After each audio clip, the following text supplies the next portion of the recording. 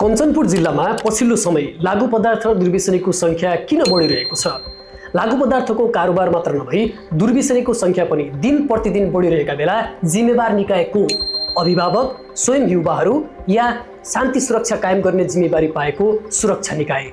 नमस्कार, म ओम प्रकाश पाण्डेय। सत्य अपडेटको आजको श्रृङ्खलामा हामी यही विषयमा केन्द्रित रहेर कुराकानी गर्नेछौँ। कञ्चनपुर जिल्ला नेपालको सबैभन्दा पश्चिममा रहेको अर्थात् सुदूरपश्चिम प्रदेशको त्यो जिल्ला जुन पश्चिम र दक्षिणतर्फ भारतसँग जोडिएको छ। यहाँहरू धेरैले जानकारी नै छ, भारतसँग नेपालको खुला सिमाना छ। अर्थात् नेपालबाट भारत आउन वा भारतबाट नेपाल आउनका लागि जुनसुकै कार्य गर्नका लागि पनि न त भिसा चाहिन्छ न त कुनै अन्य प्रक्रिया, सहजै रूपमा एक अर्काको देशमा सजिलै जान सक्छन्। यही कारण बनेको छ लागू पदार्थ दुर्व्यसनीको संख्या कञ्चनपुर जिल्लामा बढ्नुको पछाडि पनि। भारतबाट सहजै तरिकाले लागू पदार्थ दुर्व्यसनीहरूले लागू पदार्थको कारोबार खुला रूपमा गरिरहेको पछिल्लो तथ्याङ्कले देखाउँछ। जिल्ला प्रहरी कार्यालय कञ्चनपुरको तथ्याङ्कलाई टेकेर कुरा गर्ने हो भने पछिल्लो समय न केवल लागू पदार्थ दुर्व्यसनीहरूको संख्या बढिरहेको छ, कारोबारको संख्या पनि त्यति नै बढिरहेको छ। पछिल्ला घटनाहरूले जनप्रतिनिधिहरू समेत त्यसमा सहभागी भएको अर्थात् मुछिएको घटना बाहिर आइसकेपछि यो विषय झन् तातिएको छ।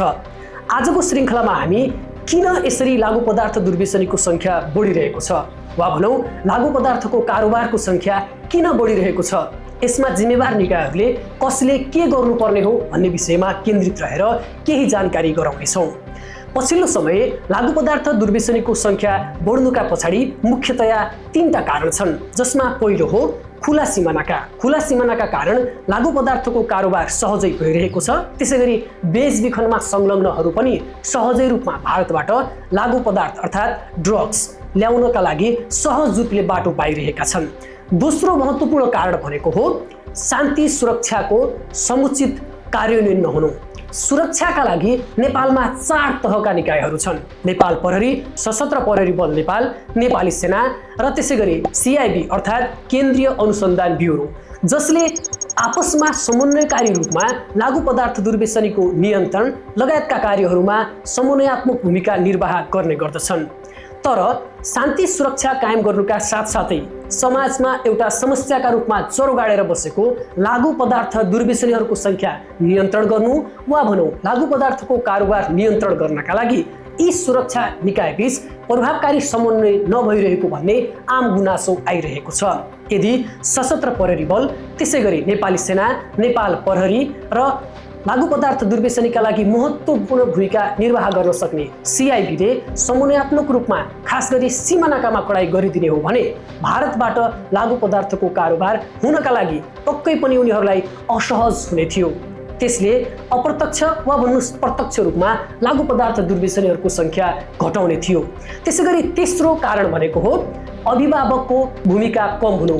अभिभावकहरूले आफ्ना बालबालिकाहरूका लागि खास गरी किशोरावस्था वा भनौँ युवा अवस्थामा पुगेका आफ्ना बालबालिकाका आधारभूत आवश्यकता परिपूर्ति गर्नुका साथै भौतिक आवश्यकता परिपूर्ति गर्ने बित्तिकै आफ्नो भूमिका सकिएको ठान्दछन्। तर अभिभावकको महत्त्वपूर्ण भूमिका भनेको के पनि हो भने मेरा बालबालिकाहरू कहीँ कुलतमा त फसिरहेका छैनन् भनेर निगरानी गर्नु। यसरी खुला सिमाना, त्यसैगरी सुरक्षा निकायको समन्वयकारी रूपमा प्रभावकारी कार्यान्वयन नहुनु र अभिभावकहरूको भूमिका अलिकति कम हुनुले पछिल्लो समय कञ्चनपुरमा लागू पदार्थ दुर्व्यसनीको संख्या बढ्दै गइरहेको देखाएको छ। त्यसो भए यसको नियन्त्रणका लागि कसको भूमिका के हुन सक्छ त? हामीले अघि भनेका 3 कारणहरूलाई बुदागत रूपमा जाने हो भने हामीले सिमानामा कडाई गर्न सक्छौँ, जस्तो कि शङ्कास्पद व्यक्तिहरूको चेकजाँचमा कडाई गरिदिने, त्यसैगरी शङ्कास्पद व्यक्तिहरूको यसरी कडाई गर्ने कि भोलिको दिनमा कोही अर्को व्यक्ति पनि लागू पदार्थको कारोबार गर्नुभन्दा पहिले डराओस्। त्यसैगरी अभिभावकहरूले पनि आफ्ना बालबालिकाहरूको निगरानीमा विशेष ध्यान दिने, त्यसैगरी स्थानीय निकायले पनि विशेष रूपमा आफ्नो स्थानीय तहभित्र रहेका युवाहरूलाई लागू पदार्थ के हो, यसको दुर्व्यसनीमा कसरी पर्न सक्छन् र यसको नियन्त्रणका लागि के गर्न सकिन्छ भन्ने विषयमा वडा स्तरबाटै समन्वयकारी रूपमा प्रभावकारी रूपमा कार्यान्वयन गर्ने।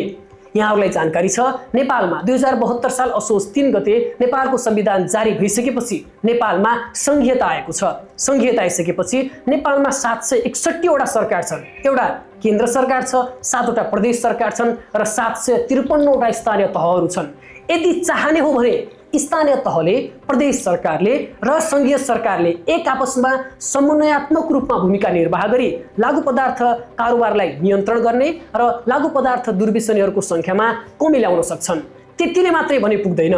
जो व्यक्ति साथीभाइको लहलहैमा लागेर वा भनौँ विभिन्न कारणले, चाहे त्यो चिन्ताका कारणले होस्, चाहे भविष्यमा राम्रो तरिकाले प्रगति गर्न नसकेका कारणले होस्, विविध कारणले जो लागु पदार्थको दुर्व्यसनीमा फसिसकेको छ, त्यसलाई त्यो दुर्व्यसनीबाट बाहिर ल्याउनका लागि चाहे त्यो सुधार गृहको कुरा होस्, चाहे परामर्शका कुरा हुन्, चाहे मनोसामाजिक परामर्शका कुरा हुन्, ती कार्यहरू, ती उपायहरू अपनाएर पनि लागु पदार्थ दुर्व्यसनीमा लागेका व्यक्तिहरूलाई त्यसबाट बाहिर ल्याउन सकिन्छ।